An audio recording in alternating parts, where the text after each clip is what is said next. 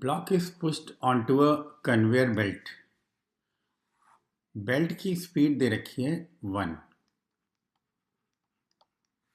और ब्लॉक को हमने दी है इनिशियल वेलोसिटी 2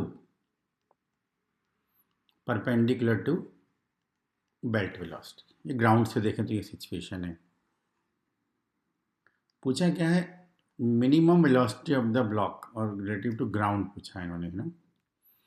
तो सबसे पहले तो ये निकालें कि डायरेक्शन ऑफ फ्रिक्शन क्या होगा। तो उसके लिए तो रिलेटिव मोशन देखना पड़ेगा। तो रिलेटिवली इसको वेलोसिटी 1 दे देते हैं।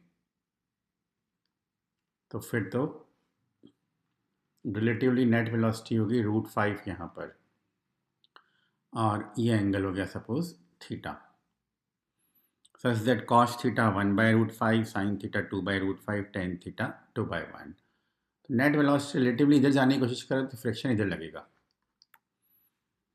तो अगर ग्राउंड से देखूं तो ये हो गया हमारा फ्रिक्शन का डायरेक्शन। फ्रिक्शन तो फोर्स है, वो तो कहीं से भी देखो सेम ही लगेगा। अब हमें क्या निकालना है, इसकी minimum velocity with respect to ground. तो ग्राउंड से अगर हम देखें तो इसके पास जो वेलोसिटी है ये वाला एंगल है हमारा थीटा, तो ये एंगल भी थीटा बनेगा। तो फिर ये वाला जो एंगल है ये है थीटा हमारा 90 माइनस थीटा, ये भी थीटा आ जाएगा। तो इसकी वेलोसिटी यहाँ पर है 2 cos थीटा और इधर है 2 sin थीटा।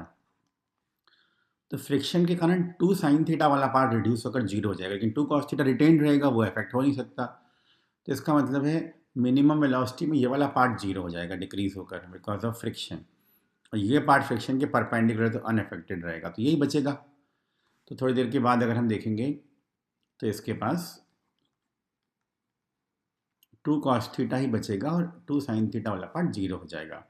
फिर उल्टे डायरेक्शन में वेलोसिटी गेन करेगा, तो यही इसकी मिनिमम वेलोसिटी है।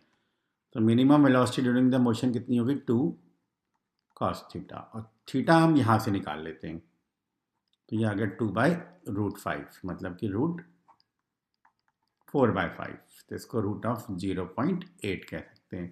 तो यही बोला है कि स्क्वायर रूट ऑफ x, मतलब हमारा जो x है आंसर कितना हो गया 0.8।